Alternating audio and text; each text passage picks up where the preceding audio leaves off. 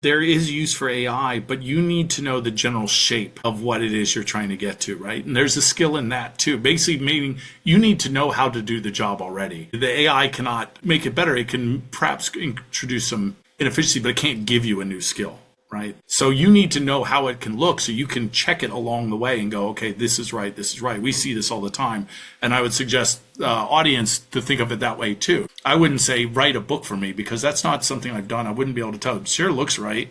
But if I know specifically what that process looks like and I see along the way that there's some issues, then I'd say, okay, no, this isn't. Then it can be affected. But if it's a whole new skill, don't know.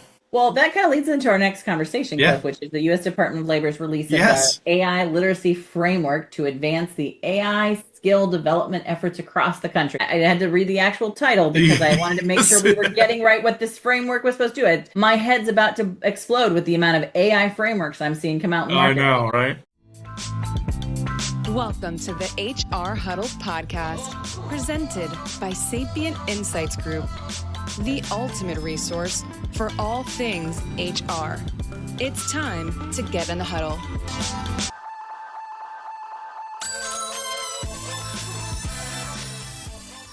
Welcome, everyone, to Spilling the Tea on HR Tech, where we focus on the hottest HR tech news everyone needs to know to be in the know. We break down the news of the week and help you make sense of what it means for our industry and how it can impact your organization. We're recording today on February 26, 2026. Well, that's always nice to be 2026 on 26, but it's a busy month and there's a lot going on. I'm your host, Stacey Harris, Chief Research Officer and Managing Partner for Sapient Insights Group. We are a research and advisory firm, worked with us previously. And joining me today is my co-host, and the conversation is Cliff Stevenson, our Director of Research and Principal Analyst at Sapient Insights Group. Cliff, welcome to the conversation today. It's kind of rainy and yucky here in North Carolina.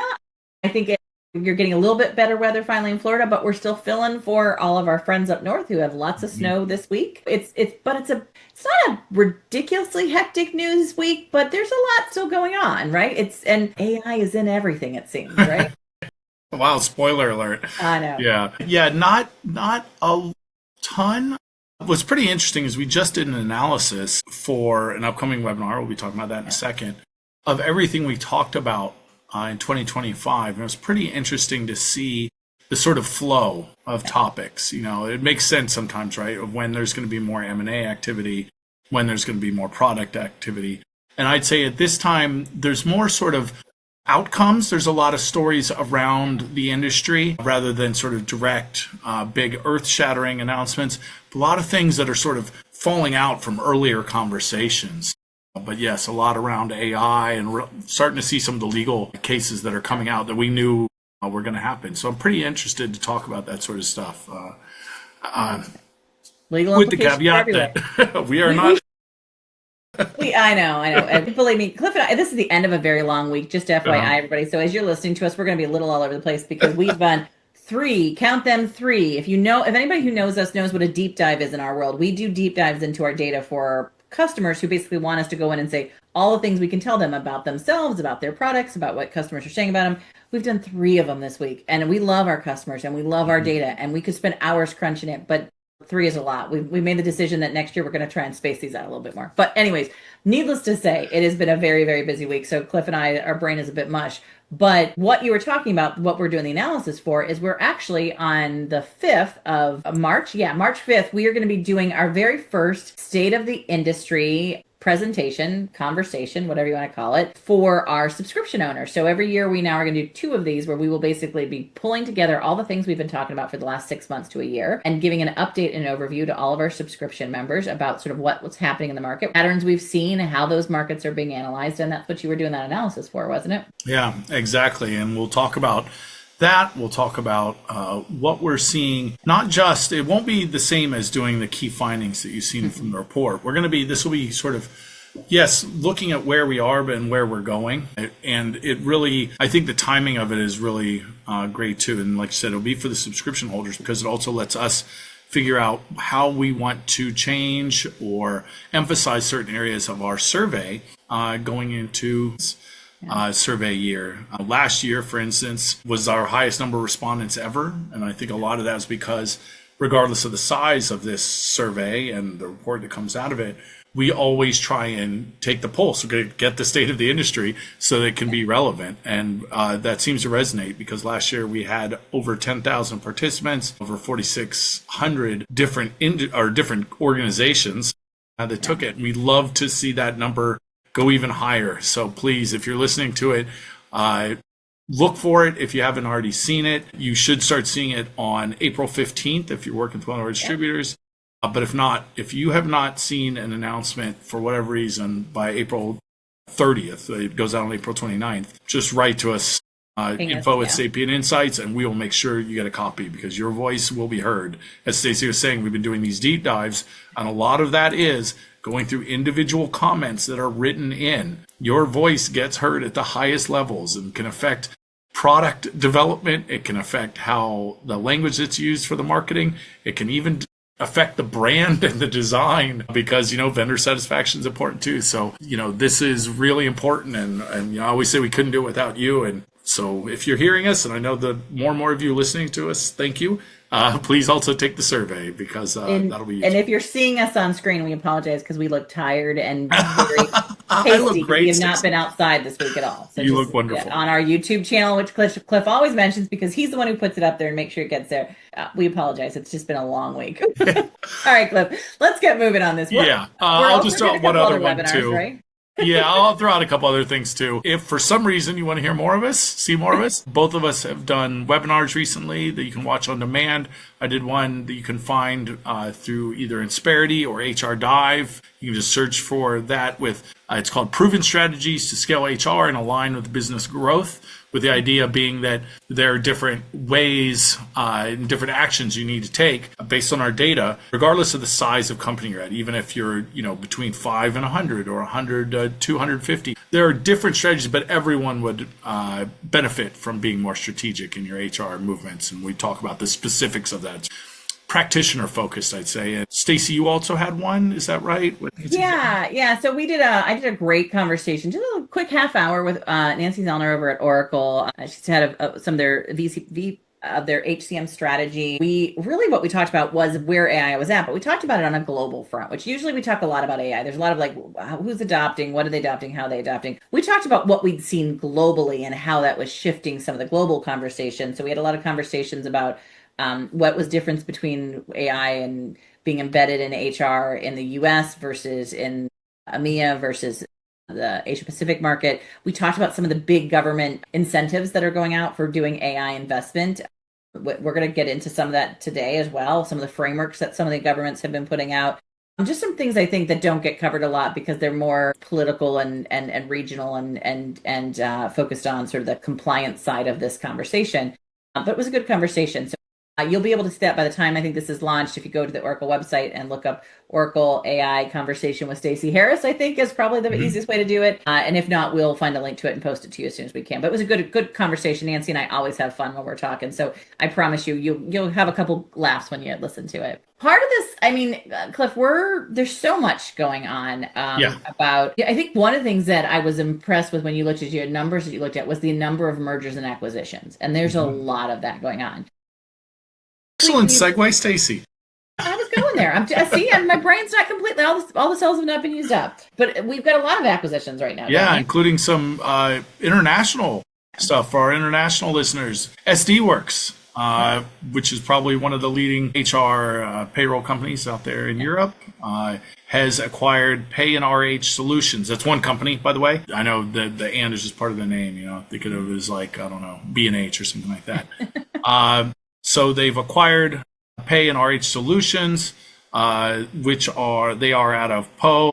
You're going to hear me pronouncing some French here, and I apologize to any of the French listeners. But Pay and RH are payroll for SMEs and lower mid-market, right? So that expands SD Workx' reach in France and in Western Europe for smaller size companies than they might have reached before. They are, definitely focused on that. And then they've also made an investment, SD Workx, in Yeep, which is payroll tech. So that is, again, they will not be acquiring them, but they are going to be a minority shareholder at this point. So they also do payroll outsourcing. So it's payroll tech and services through Veep. So pretty interesting. Which is a big global conversation right now, right?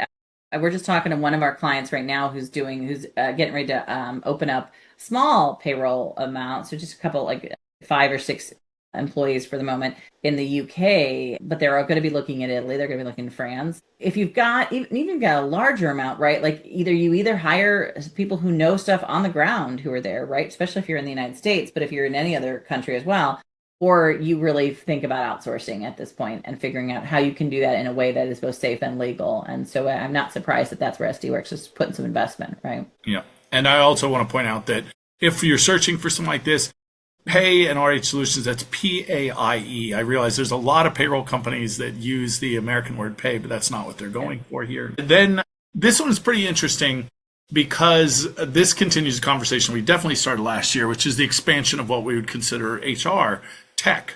And that is that Canva has acquired MangoAI and Cavalry. So on its surface, I would say 3 years ago, if this story had kind of come across our desk, as it were, I would have said, okay, that's of no interest. But it becomes more and more evident that you guys are all using this type of stuff. We did a question on last year's survey of which particular AI-enabled solutions are you using and which do you find to have the highest user experience and vendor satisfaction ratings. And Canva is right at the top. Not number one, but they're being compared to all sorts of things. I think Perplexity had higher scores, but they're more of a search engine, right? AI-enabled search. But Canva is well aware of this, and they are trying to expand their platform to be more useful to HR practitioners and into that enterprise use. So with that, MangoAI, which does a lot of the marketing algorithms, makes perfect sense, right? Because they want to be able to get marketing-focused content out. And that doesn't just mean marketing of products, right? Anyone that works in business realizes you have things like recruitment marketing, internal marketing, and communications, and you still want it to look in as professional manner as possible, probably without paying the amount of money needed for instance, an Adobe license, right? So, that works alongside Affinity. If you know that, that's a completely free graphic design tools offered by Canva. So you have that. And then what's interesting too is Cavalry, which is based out of the UK, whereas MangoAI is US based, and they are a motion and animation software company. So you think, especially in the learning space, where there's long been sort of companies coming in and doing some more of this sort of animation work, being able again to do that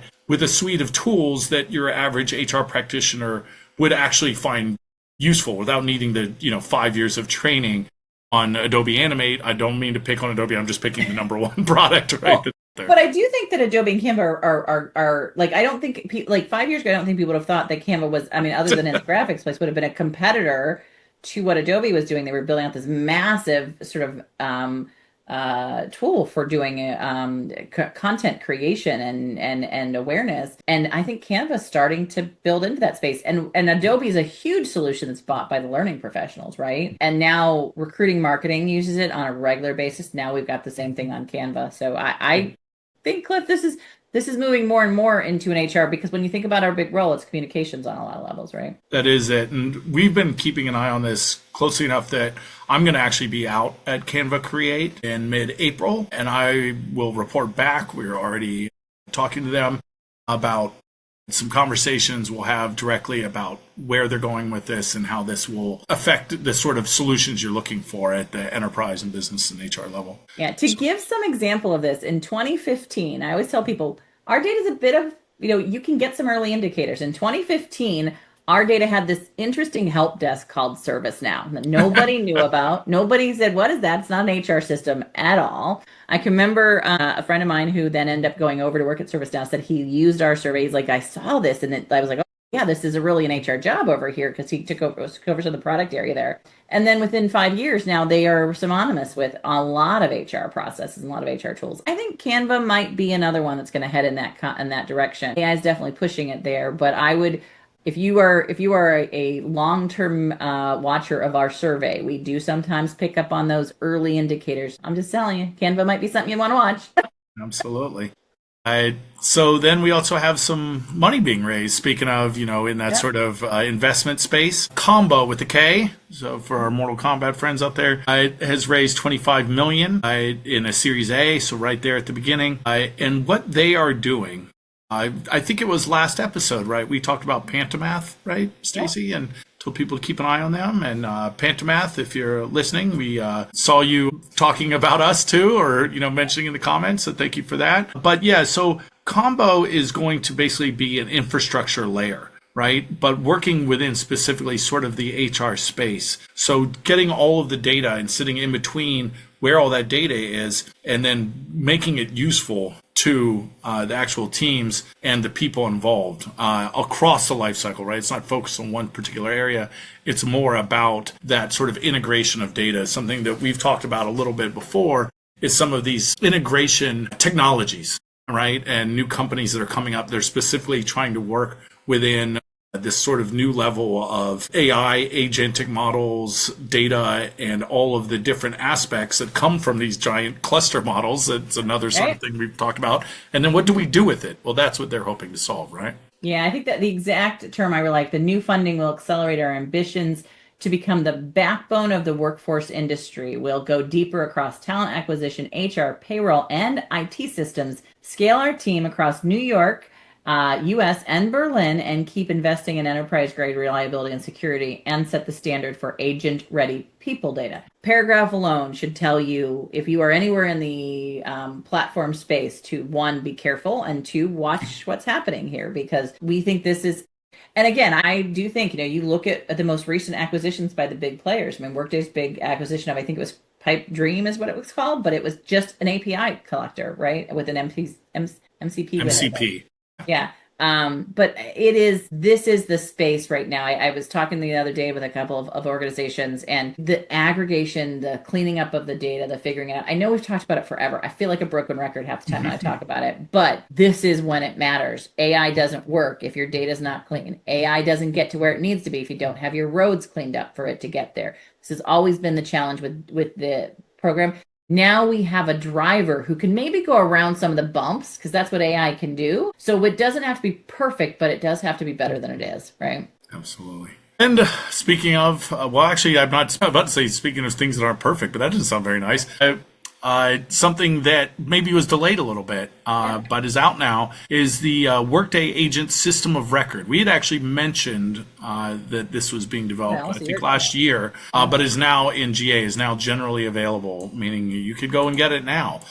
So a little bit later, but again, they may have been, I think that's where I was trying to head with the segue, is that they were taking the time to iron out any issues, making sure that it worked, because this is definitely an area where you want to have things perfect, because a small error can be it can cascade, right? Can cascade, and an agent can not only cascade, but it can make it a mount from a molehill into a mountain pretty quickly, right? If it's doing something, because it's doing it in a way which is not compliant with from a legal perspective, right? So I think, I think the stat they've got in here is that human AI agents, in fact, 82% of organizations are expanding their use of AI agents. I'm not sure where they got that stat from, but it was in the press release. Our data shows that they are tripling it from the data that we had, which really is only at 4% from last year. So I think it'll probably be closer to, at least on the HR front, will probably be more like 30 or 40% adoption in agents. But it's going to be my estimate. We'll see if we get there for next year, because I think, again, you have to be very careful about what you're doing. But this,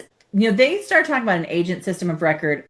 I was with my granddaughter, and we were at the Natural Museum. I remember that. And I think we were in California. So it would have been just last year. I think we did that in March, April timeframe. So it would almost, but not quite a year ago. Right. And it was one of the first things I think David Summers came out with in this sort of new space that they were talking about. So yeah, I mean, this has been coming down the pike for a while. It is definitely an area where I think you've seen ServiceNow jump into it, and a couple others come out with it. I think, this is one area where you definitely don't want to buy some off-the-shelf tool that doesn't have an understanding of your current logistics and your current security that's in place. This is a place where you definitely want to connect this to whatever security you're already building inside your infrastructure. So whether that's through Workday or anything else, you got to make sure it's connected to your security. Yeah, well said. And we've got some people news. Bless you. Yep. And anyone out in the audience that sneezed, bless you too. There you go. And that's from Employ. They're the Employ Inc. is the ones that oversee Jazz HR, Lever, JobVite. And so they have had some leadership changes. Now, Jerry Zhao is now the CEO, and Patrick Jean, who goes by PJ, is now the CTO, the Chief Technology Officer. Jerry Zhao is someone who's come up in just sort of the entrepreneurship space.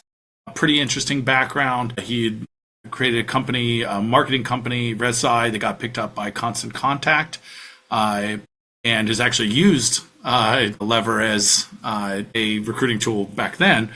And then has also worked at Clear Channel, but also at KPMG and Morgan Stanley. So a little more traditional, at least at the beginning. And Patrick Jean has worked at a number of different sort of very tech and engineering type roles, like Citrix, for instance, and OutSystems. But pretty interesting because Employ is one of those ones, we do talk a lot to them. They are always forthcoming and give us quite a bit of information. But I think maybe because of the number of solutions that are under their umbrella, that I feel like we kind of don't see them show up too much. It's sometimes almost hard to remember that they are under one umbrella. It is. Right. And in a survey, right, people know them only by what their original names were. And I was trying to kind of sort of get a figure here because we knew Catherine Antonella, I think, and that's who we used to follow underneath this. And I haven't been able to sort of tell is this sort of changing her role, or is this kind of going over some of the other roles? So I do think that, part of what we're trying to figure out with Employ is that the vision for all of these solutions kind of tied together. I think that's the one thing oftentimes I have the question about it. I think individually these solutions work really well for their various audiences. Maybe there is no a need to sort of tie them together. But I think that's part of, I think when they were originally brought together was the idea of were there going to be some sort of a connectivity kind of, seems like right now they're kind of running them independently, right? Yeah. Wouldn't surprise me though if we start to see some changes in basically, funding or just basic structure. I think we talked 2 episodes ago about what does it mean? Does your sort of company vision matter? It's pretty philosophical, but it's part of what we get into. And I think here they specifically call out the mission when they were talking about what's going on here. And part of what they talk about is the scaling, right? And if you look at that sort of entrepreneurial mindset that they get from Jerry Zhao and the very tech sort of disruptive space that PJ comes from, then I think it's a signifier that they're looking to change and grow. I mean, every company is, but this might be a shot in the arm that they're looking for. But that's, again, speculation. Something that's not speculation, though, and I think is pretty interesting, is HR Tech. That is now, and by that I mean the conference, right? The group. HR Tech, not the concept. So we all know there's HR Tech conference. So HR Executive Magazine, which runs HR Technology Conference, which is run by the ARC organization, which is the enterprise organization that runs it. So let's make sure we get all the names correct on this one. Yeah, thank you. Appreciate that. The concept being, like, if you're someone who's in this space and you go to what would generally just shorten to HR Tech in Vegas, well, they're going to have something like that, but now in Abu Dhabi. So there's going to be some expansions there. So just like we are seeing expansions in interest and in these tools across Europe and Latin America and Middle East and APAC, they are looking to meet those needs. So there will be an HR Tech Abu Dhabi in April and November throughout those months in 2026. In Qatar, there'll be one in Doha on 28th of April. In Dubai. Those are tables that they're starting out with, but they're looking to do the bigger event there eventually. So those are like smaller events that they'll be running to sort of get insight into what's happening, and then they're looking at doing these sort of as a full event. That's right. I should point out that big conference will be in Abu Dhabi. That will be in 2027, I believe. Is that correct? Yes. So but those roundtables, as you mentioned, the smaller events, Dubai on the 30th of April, Riyadh in Saudi Arabia on the 4th of November, and then Abu Dhabi on the 9th of November. So.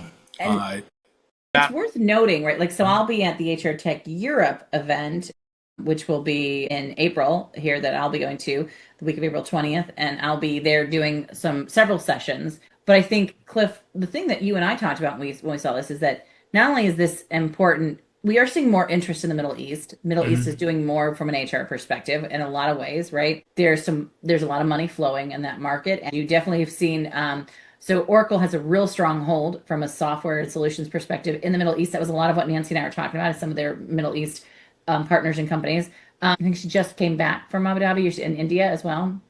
But we also see in this market that Workday just made an announcement that they're targeting that market as well, right? And so we do know that this is going to be a competitive landscape for the HR tech space for quite some time right now. Exactly. And if this is something you're interested in, Ruth Dance, you can find it on LinkedIn, but of course I'll also put it in the notes and the comments for when this goes out. Same with in YouTube. And Ruth Dance will be able to give you all the information you need. Another bit of information that came out that was pretty interesting, and one that we look forward to every year. It comes from PayScale, and it's their compensation best practices report. They've been doing this a number of years, and I find these sort of reports that might seem a little niche, maybe at first glance, like, oh, okay, who's interested in compensation? Because I think that is kind of, in some ways, a very good indicator of what's going on, a good way to help discern the tea leaves of where we're going, right? And basically on where sort of pay is going. For instance, one that was pretty interesting that they found was that 61% of organizations now put that AI-related skills are part of existing roles, meaning that, if you had a job, they would now update that role and say that is now one of the skills needed for this job. But only 55% are not. So only 45% are adjusting compensation, but 55% are not adjusting compensation for the skills. So the majority, just slightly more than half, are saying, yeah, that's a skill you need to have now. Okay. I'm not paying more for it. Like, I'm with you, girl. When you said this, I was like, come on, guys, look, right? Like, you gotta, like, it's not, AI is not pick up and learn it, right? Like, there's some skills that are required here and some work. I know I'm putting in a lot of hours. You're putting in a lot of hours. They're not paying for it makes me a little frustrated. I'm sorry. No, I agree. And it's kind of interesting because one of the things we're going to be talking about a little later in the show is this whole there's been a lot of talk in the last 2 weeks about sort of, whoa, this is crazy. There's a revolution, an AI revolution. It seems like this happens every once in a while. It's like, okay, which is it? Is it changing fundamentally how the entire world works, or is it just something that you need to have as a skill and it's not worth paying extra for? I mean, it seems like you can't have it both ways. Yeah, no, I would agree with that. I always love the comp. I always tell people payroll data and compensation data gives you the reality check on what's happening in the world. And if they aren't willing to pay extra for it, the question becomes, is it adding the value they need?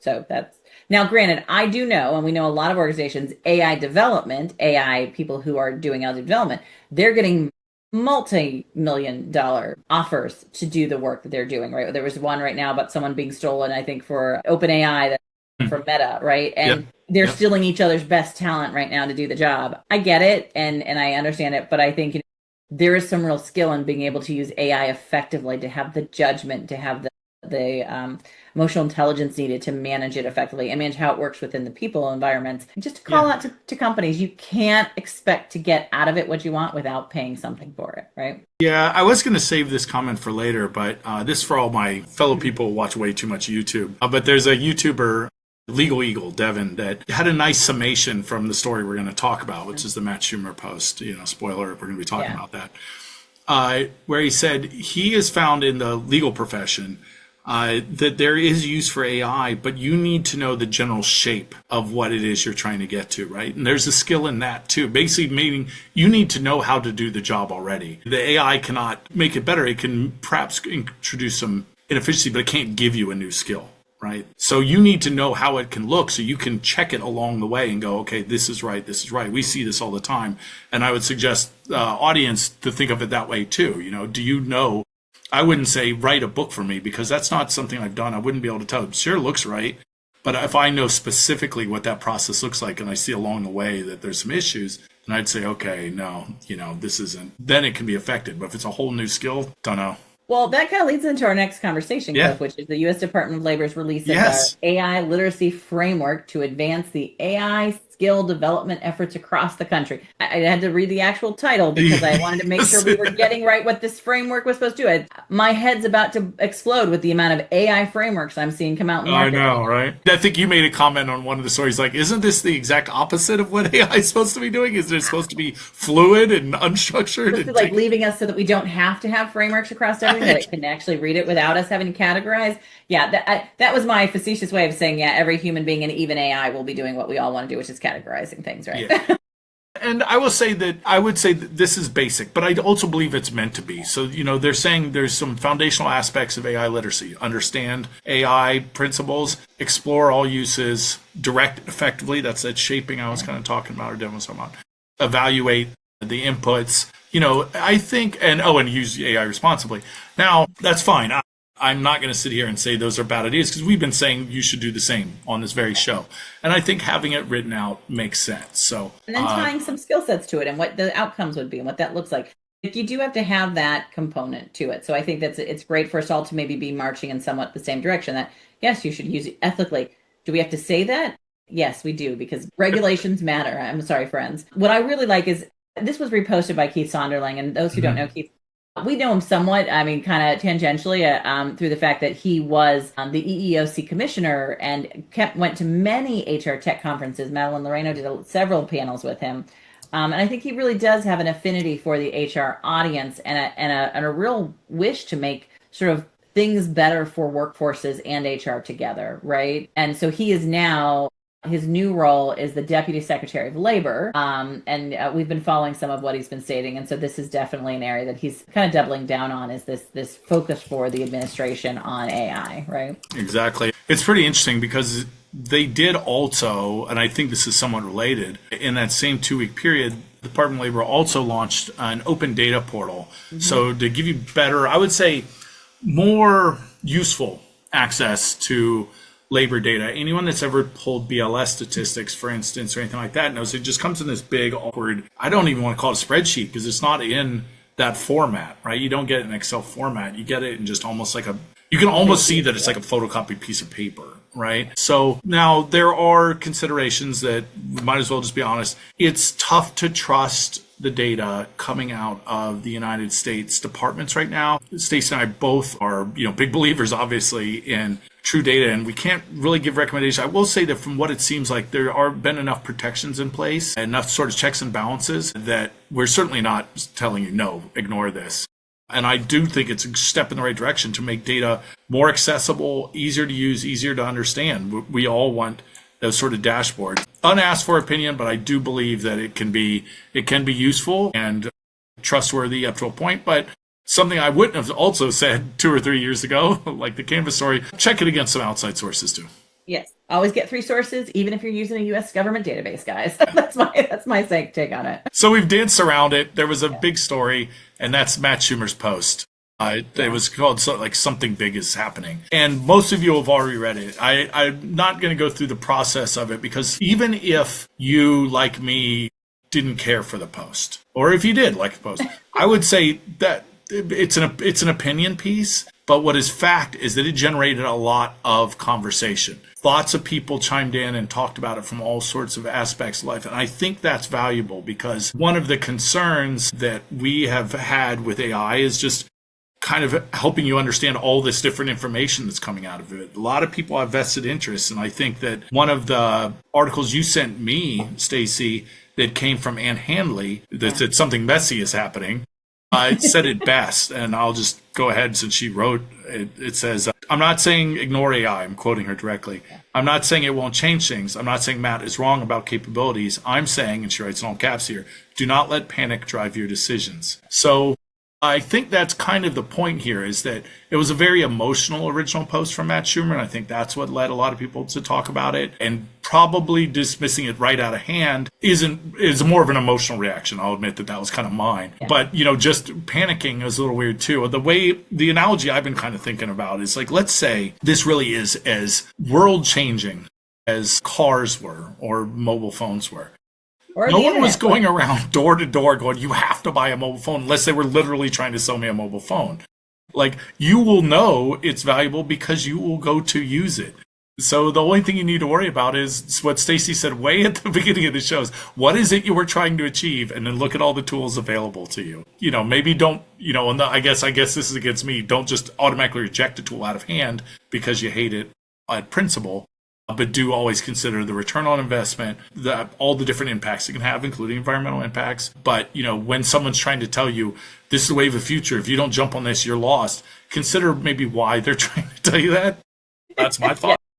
Yeah, that was, I think, once you dig into who Matt is and the fact that he is actually running an AI company and he's got frameworks and models he's built off of it, and you're like, okay. And he pulled just enough facts to make it sound very factual to what he's doing, right? And and again, we know we are we are researchers and analysts who are sometimes, data can be used in a lot of different ways. Let's put it that way, right? And we're often battling our own worst sort of instincts to say, oh, but if I get that data point, it will be cool. It'll get a headline. Yes.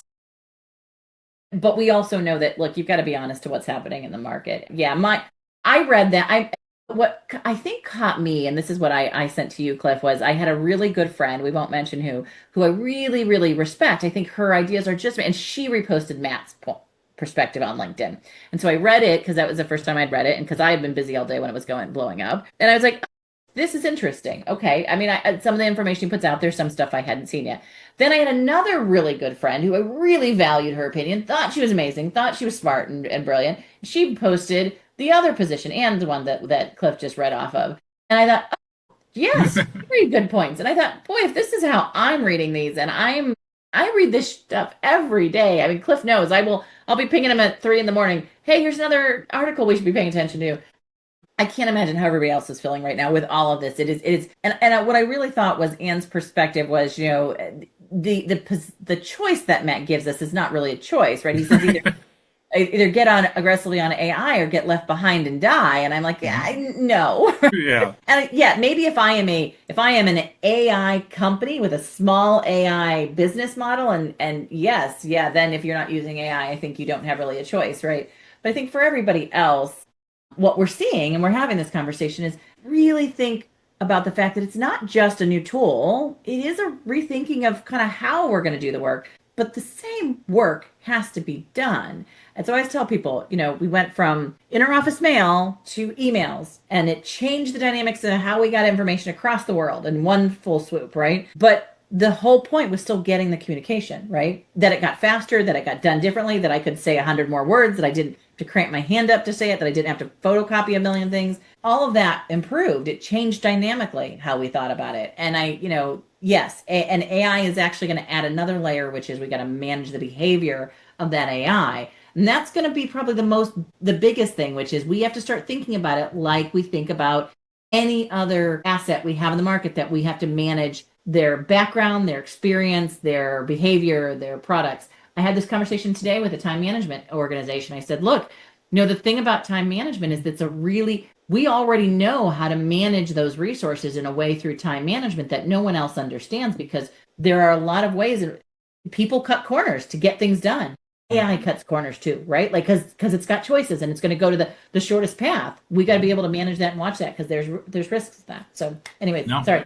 No, I've been on mine, so I'm making room. Yeah. Out of respect for the time, we've got a few here. We've been doing the speed round. Get you through it, yes. I'd also like that you said, though, because one of the articles that you had sent me that I liked, it was called Speed Reading a Massive Criminal Investigation with AI. And this is definitely one I'm going to put in the notes, because what's interesting here is this is a researcher for a cocaine smuggling case. I think that's the first time we've used these words on this show. I don't know what. First we're talking about animation studios, and now this. Who knows what's going on?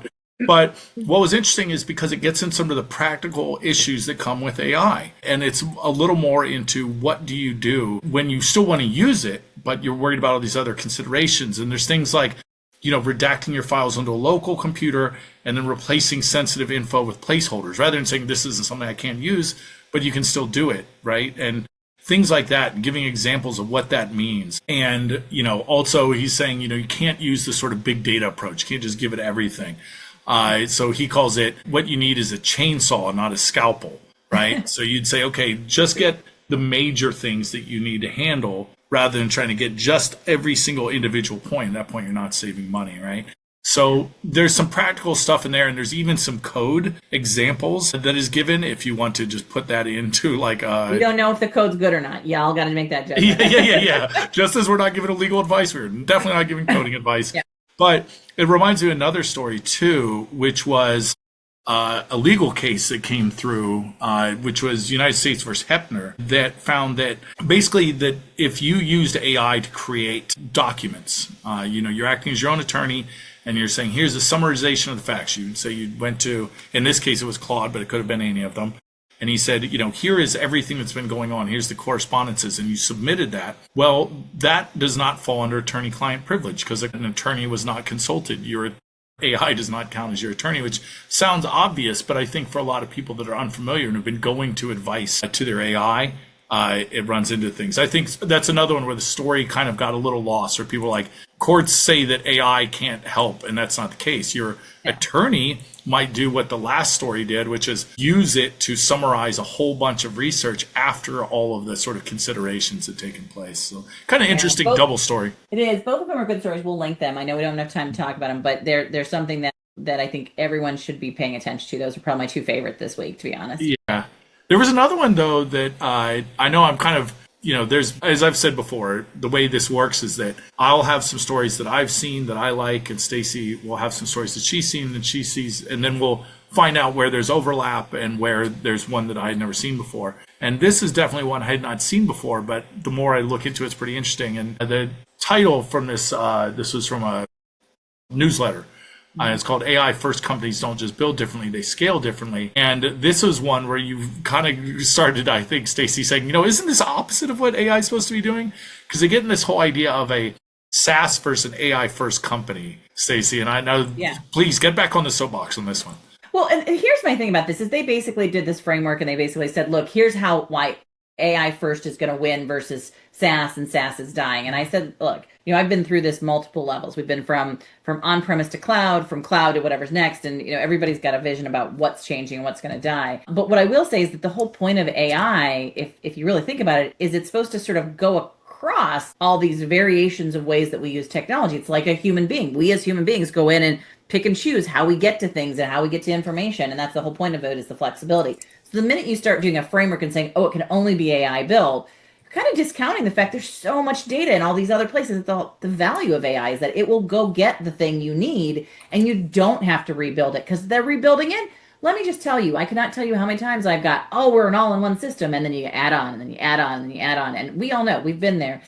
They're all Frankensteins. Every single one of them is a Frankenstein. I don't care who you are, you eventually become a Frankenstein. AI is supposed to get us out of this because you will always be looking for the next thing it's built on. So that's my soapbox on it. Let's stop worrying about whether or not it's AI built or it's built on the cloud. Let's start thinking about what it can actually do.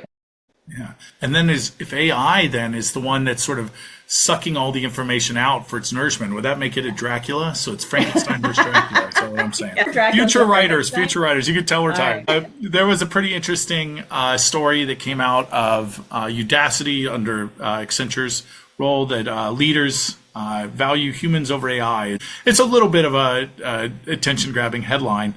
But what was pretty interesting is, just kind of where we're at with this, because, it's almost a counterpoint to some of this, because we've talked before about how leaders, higher levels in the organization, tend to use AI more and have more of a positive view than individual contributors. And some of the numbers bear this out. This is fairly large. There was between 650 and 4,500 responses. Had to dig through the report itself. You're welcome, readers. And remember, of course, Accenture has a vested interest in AI. And one last thing is that this, when looking at demographics, it's overwhelmingly male and younger. Almost everyone was Gen X or millennials. That was, and 61% were individual contributor managers, meaning their view of AI is probably going to be not reflective of what we truly see from leadership, right?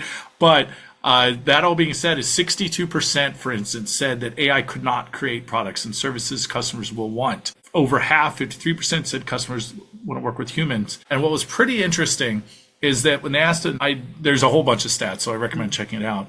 But an ideal workforce mix would be 65% internal employees, 20% AI agents, and then the rest contingent labor contractors. But just last year, this same group said that they thought it would be only 8% AI agents, more than doubled in the amount of AI agents they believe would be useful. So on one hand, they're saying, yeah, it's not useful. But on the other hand, they're still saying they do believe that that would be a more ideal mix. Again, it may not be replacement, it may be enhancement, but they're starting to realize it won't work for innovation, but might work for some other things. Yeah, I think it's always good to just keep getting a pulse check on what people are thinking and where they're at. And I think that's very much what this is. I do think any survey, I love that you went in and got the demographics clip. That is just, you know me, it's at the center of my heart, because the minute you know that, oh, there's not a lot of females in this picture, maybe you aren't, right? There's a whole other dialogue we're missing there, but okay, yeah. Yep, exactly. Because we do know, as we've talked about on the show, women are more likely to be adversely impacted by AI than men. So always good. You know, we said you might as well just have one of those like buttons right here, like a soundboard that says, you know, always check your sources. Always check sources. All right. Yeah. Well, Cliff, we need to get you out of here because you got to go get going. I know I got to get fit, but let's talk about checking you can check your sources directly by meeting us in person. Bad segue, but we're going to be in a few different places. We're both going to be March 9th through 11th in Scottsdale. You can reach out to us if you're around there. Market Makers event. And then Tammy will be in Qualtrics at Seattle, Washington. And then I won't be at Unleashed, nor you, but we will have Allison and Summer, who are brand new, getting their legs on being an analyst and in the rooms team duo going out to Unleash. That will both be March 16th through the 20th. Yep, exactly. March 16th to 20th. And then I'll be here in my hometown in Raleigh, North Carolina, supporting a 321 Coffees Conference Day, which is we sponsor that. It's an amazing event. You should definitely come if you are local. Please let me know if you want a ticket for that. So, and then Cliff, I will be at Transform March 23rd through 25th going with myself. And now it looks like Summer's going to be joining me and not Terry, but that'll be in Las Vegas. And we'll be doing 2 major presentations that week, including an amazing panel and an event for a lunch and learn with our good friends at Clearco. So if you hear about that, let us know if you want to join us. And then I will be in Atlanta at the Infor event, April 13th through the 16th. At their analyst events. And then what you're going to be in Orlando? Around the same time, 13th to 15th, I'll be at ADP's Meeting of the Minds. It's always super interesting in Orlando. And then I leave from there to go out to LA for Canva Create. As mentioned before, that'll be April 15th to 16th in LA. Right after that, both of us will I don't know if we'll cross because you're getting as far away from me as you can. You're going all the way to Europe, right? Going all the way to Europe. I'll be in Amsterdam at the HR Tech Europe Conference. Myself and Summer will be there, so please join us April 20th through 24th. If you are going and will be joining, come let me know. We're going to have some fun that week. And then you're going to be in California, the Workday Innovation Session, right? Yeah, I know you're sad to miss that one. I think Amsterdam. For over 10 years. That'll be the first time in 10 years that I've missed it. Wow. But yeah, Napa Valley is pretty nice to be at too. Don't get me wrong. Good too. So what's all right. That's where I'll be at the 21st to the 24th. Yeah. Then Stacey, you go to the Gaylord in Orlando the 20th and 30th. So look for us there. And then I immediately fly up to the Bell Labs building in Holmdel, New Jersey for iSIMS.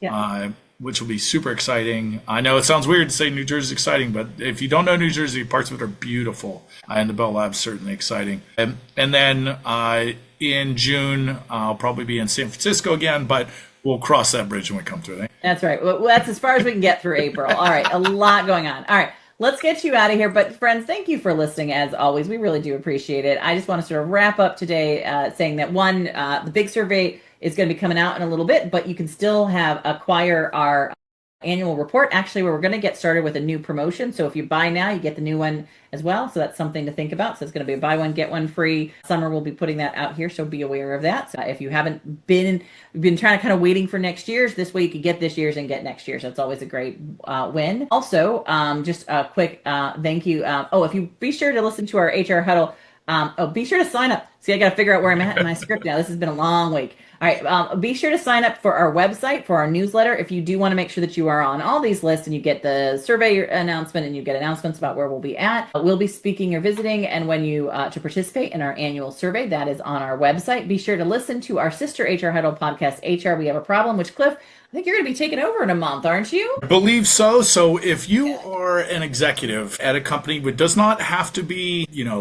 a producer of HR software, right? If you are a high-level executive at your company in the HR space, reach out. We want to start, kind of varying between the tech side and the practitioner side. So please, you can reach out. You can just do Cliff at Sapient Insights, info at Sapient Insights. But yeah, I'm very much looking forward to that, although big shoes to fill with Terry. I know, yeah, but she'll still be doing a podcast. She's going to focus hers a little bit more on leadership and where things are going with change management. So, but gives us a little bit more time. If you'd like to help support podcasts, please subscribe and leave a rating and review where you grab your podcast, particularly with our work-defined audience over here. Stay up to date with immediate breaking HR tech news and get all the behind-the-scenes content. You can follow us at Sapient Insights on LinkedIn and Instagram.